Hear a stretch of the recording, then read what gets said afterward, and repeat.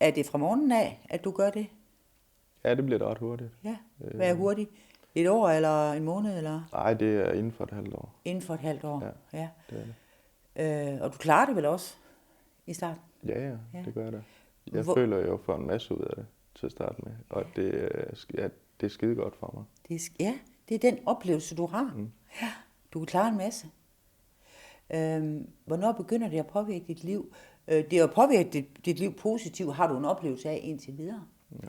Hvornår begynder det at påvirke dit liv negativt og begrænsende?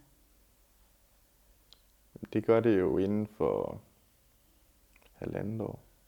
Inden for 1,5 år? Ja. I det forløb, opdager du så, at du skal tage mere og mere for at få den ønskede effekt? Ja, altså den ønskede effekt er der ikke længere. Den er der ikke længere. Konsekvenserne kommer bare på bagkant. Altså i forhold til, konsekvenserne kunne være kommet hurtigere, tænker jeg, i forhold til, at det er sådan noget som sygedage. Altså jeg begynder at få rigtig meget fravær og passer ikke rigtig mine ting og sådan noget, men jeg ved også godt, hvornår det begynder at se mærkeligt ud. Så jeg bruger rigtig meget energi på at sørge for at passe mine ting igen lidt i et sløset omfang, men nok til, at jeg kan komme videre. Ja. Så du redder den lige til hjørnespark hver gang, Ja. det begynder at brænde under dig. Ja. Sover du om natten her? Hvordan er din søvn, og hvordan er din, de elementære behov, din mad og kost? Og... Det er meget varierende. Ja. Altså søvn, det kan nogle gange godt være på et utroligt minimum. Ja. Og i forhold til mad, det er jo også, altså det meste af tiden, der tvinger jeg jo mig selv til at spise, fordi det er jo underligt, at man ikke spiser. Mm. Så det påvirker da de behov ekstremt meget. Mm.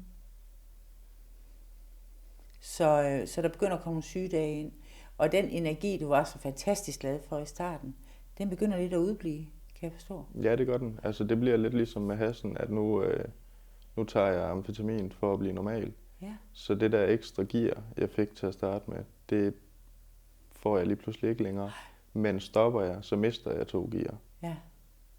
Så på den måde, så føler jeg mig fanget ret hurtigt. Ja. Hvordan går det på hjemmefronten? Du har en kæreste, du bor sammen med en kæreste, og... Ja, men vi får jo også barn jo. I får barn? Og det gør jo ikke, at tingene bliver mindre stresset i forhold til, at fordi man kan sige, når jeg er på arbejde, så det er jo et spørgsmål om at komme igennem arbejdsdagen, men når jeg så kommer hjem efterfølgende, så er der jo også nogen, der forventer noget af mig. Ja. Og på det tidspunkt, lige inden vi får barn, køber vi også et hus. Så jeg sætter mig også i forhold til at skulle yde noget, der sætter jeg mig også i en presset situation. Som gør endnu mere, at jeg føler, at jeg kan ikke komme ud af det, fordi jeg kan ikke tåle at miste den energi. Har du noget, som piner dig? Eller når du ikke det i den her proces? Nej, altså jeg ved jo godt inderst inde, at det er helt galt. Ja. Men jeg er overhovedet ikke parat til at gøre noget ved det i forhold til at få hjælp. Slet ikke. Nej. Fordi det er stadigvæk kun et problem. Et lille problem. Det er i hvert fald sådan, jeg tænker det. Det er jo, viser sig at være et langt større problem for mig. Hvor lang tid kunne du stoppe sådan, før elastikken sprang, og du skulle have noget igen? Hvor lang tid? Det var i starten korte perioder. Ja. Indtil jeg havde en kammerat, som sagde til mig, at nu enten så stopper du, eller så bliver jeg nødt til at finde nogen, der skal hjælpe dig.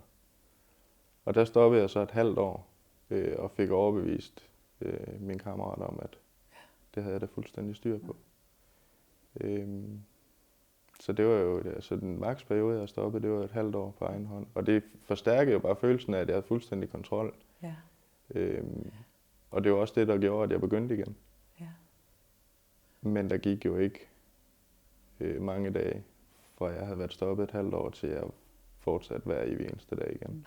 Hvordan havde du det i det halvår? Altså, du stopper fra den ene dag til den anden, og så er du clean et halvt år. Hvordan havde du det? Var du i stand til at leve dit liv med de livskompetencer, du havde, eller? Nej. Det var du ikke? Nej, det var jeg ikke. Nej. Fordi at det var... jeg kan ikke huske, at jeg havde det bedre på nogen måde overhovedet. Nej.